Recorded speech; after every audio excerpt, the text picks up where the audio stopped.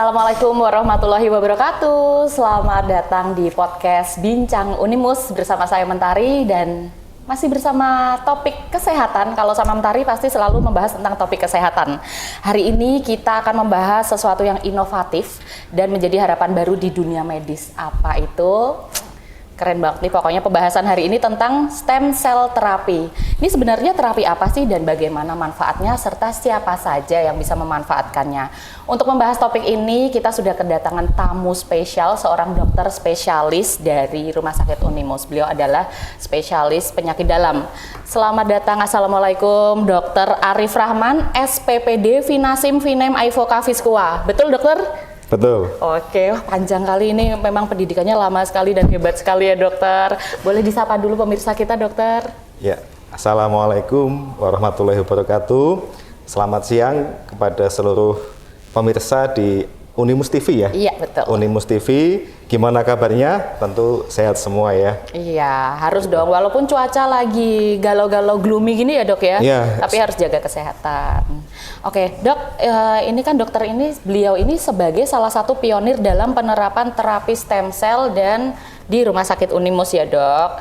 Boleh dijelaskan secara singkat dong dok, tapi sebelumnya sebelum jelaskan tentang terapi stem cell ini, kalau boleh tahu hype-nya tuh mulai tahun berapa sih dok stem cell di Indonesia ini dok? Ya, jadi stem cell di Indonesia ini atau terapi sel di Indonesia ini mulai hype sekitar tahun 2010. Oke. Tapi mulai sangat signifikan hype sekali, kurang lebih tahun 2016 dan sangat signifikan lagi pada saat pandemi COVID kemarin ya, memang karena kita sering banget dengar, wah ini loh pakai terapi stem cell ini banyak yang sudah merasakan manfaatnya memang dan alhamdulillah selamat dari COVID ya dok ya. Iya betul sekali. Bisa dijelaskan dok sedikit dulu tentang terapi stem cell tuh sebenarnya pakai bahasa yang awam mudah sih dok, kayak saya kan nggak terlalu paham ya, itu seperti apa dok? Ya, jadi terapi stem cell ini kalau kita memberikan suatu bahasa yang awam ya, terapi ini suatu terapi kebaharuan, dia bersifat regeneratif, artinya dia bisa meregenerasi sel-sel yang rusak dan juga bisa memperbaiki sel-sel yang rusak. Sehingga kalau kita lihat nih selama ini terapi-terapi yang konvensional dia hanya mengurangi gejalanya saja, kemudian dia tidak mengobati akar masalahnya. Nah, dengan terapi stem cell ini ternyata bisa mengobati akar masalahnya dan dari sel-sel yang rusak tadi bisa diperbaiki sehingga memiliki suatu harapan sel-sel tersebut bisa bekerja dengan baik dan optimal kembali. Oke, nah kita kan sering dengar dok, ternyata terapi stem cell itu ada berbagai macam, bahkan ada yang katanya dari buah dok. Ini benar apa enggak sih dok? Ya, kalau untuk terapi stem cell saat ini kita bisa mendapatkan suatu akses informasi yang sangat luar biasa ya. Tentunya akses itu kita harus bisa pinter-pinter memilah nih Mbak Mentari, apakah itu suatu hal yang kurang baik atau kurang benar, ataukah hal yang baik atau yang valid. Nah, bagaimana dengan terapi sel yang dari buah, terapi sel dari hewan yang berupa kapsul, seperti itu ya, bahwa terapi sel yang menggunakan buah-buahan, terapi sel yang menggunakan kapsul-kapsulan tadi, itu bukan merupakan terapi sel. Oh gitu ya dok. Jadi dia hanya bahasa marketing saja itu Mbak Mentari. Karena memang di e-commerce kan banyak ya dok beredar. Iya, Kan saya sering scroll tuh, wah ini nih bisa nih beli nih, katanya kan untuk kecantikan, untuk obat ini itu. Ternyata itu tidak diakui atau gimana dok berarti? Itu bukan terapi sel, karena kalau terapi sel dia syaratnya harus suatu sel yang hidup yang dimasukkan ke dalam tubuh.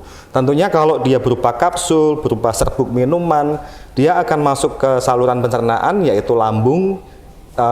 Tentunya terapi sel ini sudah tidak bisa digunakan lagi karena selnya akan rusak karena kecampur asam lambung tadi. Oh, jadi memang tidak sesuai ya kalau disebut dengan terapi stem cell itu ya dok ya. Itu emang bahasa marketing aja ya dok? Iya, bahasa marketing. Kena gocek kita pemirsa. Nah, kalau ini menjadi satu harapan baru di dunia kesehatan dok, bisa dijelaskan nggak keunggulan dari terapi ini itu apa aja sih dok dibandingkan metode konvensional yang ada? Ya, kalau kita melihat keunggulannya terapi stem cell ini, tadi dia memiliki sifat anti radang. Tentunya penyakit-penyakit yang disebabkan baik dari infeksi maupun non-infeksi ini selalu kalau kita mempelajari ilmunya dia akan timbul masalah radang, termasuk kegemukan, makan gula atau konsum karbohidrat yang terlalu tinggi, dia akan meningkatkan peradangan pada tubuh. Stem cell ini dia bisa bekerja sebagai anti radang. Kemudian dia bisa sebagai terapi regeneratif. Jadi kalau kita lihat nih terapi hipertensi, terapi diabetes, kemudian terapi-terapi penyakit degeneratif lainnya, dia hanya mempertahankan supaya seseorang atau pasien yang mengalami kondisi masalah kesehatan tadi, dia stabil. Namun akar masalahnya tadi belum tuntas ya dok ya? Diperbaiki, belum tuntas. Nah, terapi stem cell ini dia memiliki sifat regeneratif, artinya sel-sel yang sudah mengalami kerusakan tadi, kemudian dia akan diregenerasi ulang sehingga sel-sel tadi akan diharapkan bisa tumbuh kembali dan melakukan fungsinya. Tentunya ini suatu harapan dari penyintas atau penyandang penyakit-penyakit degeneratif tadi bisa kualitas hidupnya akan lebih baik dan harapannya memang bisa harapan hidupnya lebih panjang dari sebelumnya atau dari apa yang dilakukan dengan menggunakan pengobatan metode konvensional biasa. Oke, jadi ini jadi salah satu keunggulannya ya dok ya, memang kualitas hidupnya jadi lebih baik. Mungkin bisa sampai putus obat gitu, bisa nggak sih dok sebenarnya? Banyak yang tanya nih dok, kadang kalau saya sudah ambil terapi ini, apa ya bisa terus nggak pakai obat-obatan saya lagi? Kadang kan kalau penyakit degeneratif mungkin gitu ya dok ya?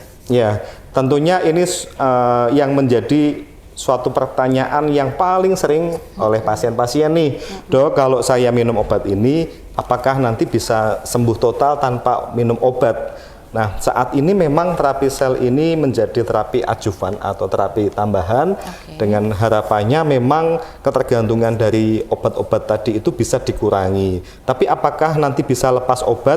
Ini sangat bervariatif Mbak Mentari. Jadi memang ada beberapa case pasien-pasien dengan darah tinggi yang biasa konsumsi 2-3 obat darah tinggi, ternyata pada pasien yang sudah menjalani program terapi sel ini atau terapi stem cell ini, darah tingginya membaik.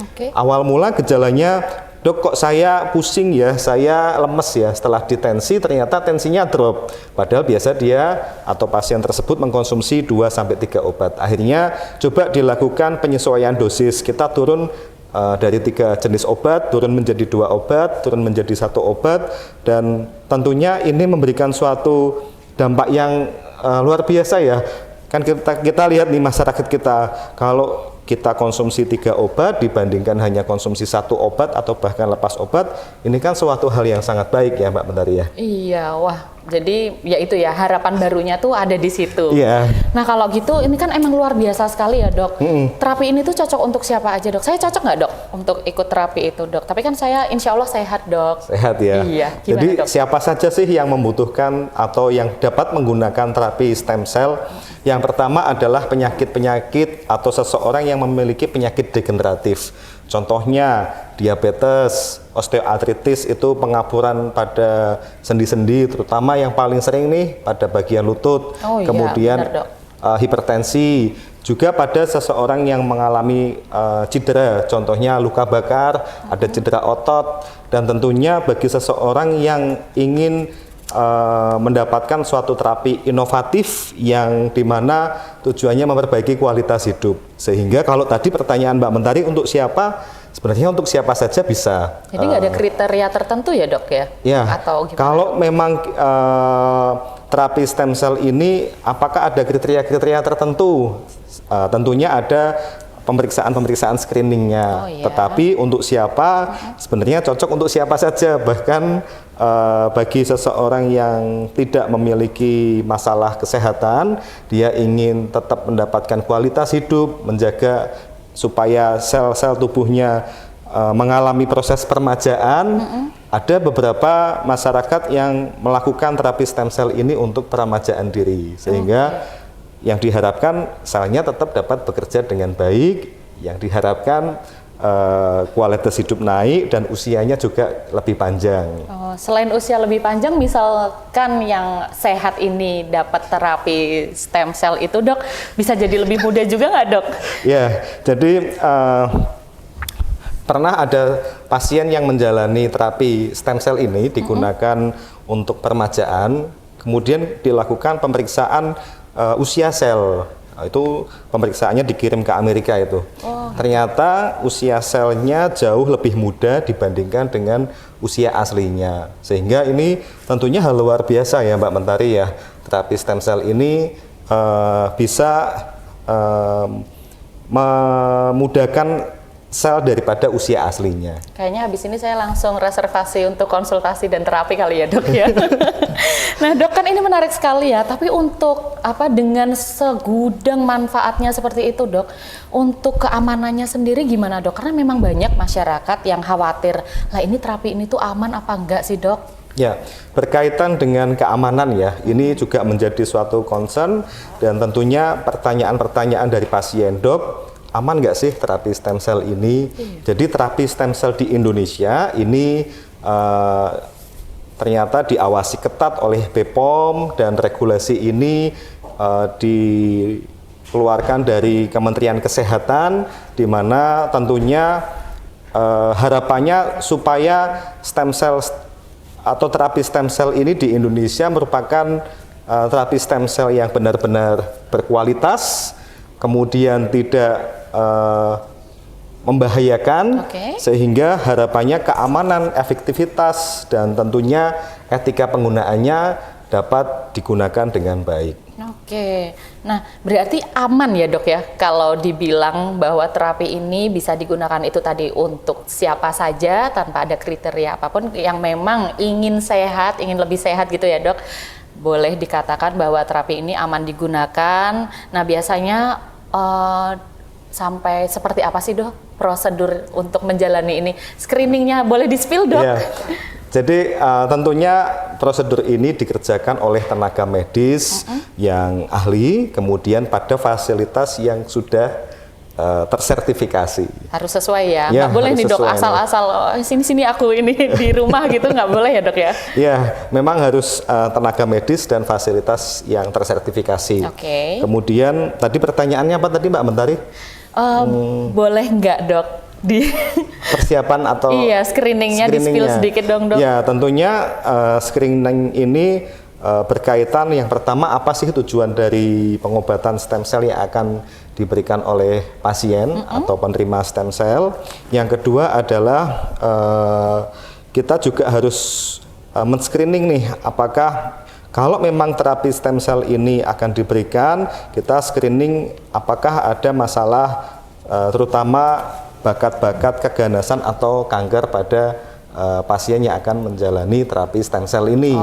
Sehingga ada beberapa suatu case atau kasus di luar negeri justru pemberian stem cell tanda kutip yang di mana stem cell ini mungkin memiliki sifat yang bisa menyebabkan proses tumor atau kanker di tubuhnya. Dan ini memang disinyalir memang untuk stem cell jenis yang dimana mengandung zat yang memiliki sifat namanya pluripoten. Pluripoten itu dia memiliki sifat yang bisa membuat tubuh itu ternyata meningkatkan si sel kankernya tadi tumbuh. Itu juga ada ternyata. Malah ada yang seperti itu. Tapi untuk screening dan nanti step-stepnya seperti apa, ini menarik. Pasti banyak pemirsa yang pengen tahu lebih lanjut. Nanti kita lanjut di sesi 2 ya, Dok ya. Tetap bersama Mentari di Bincang Unimus.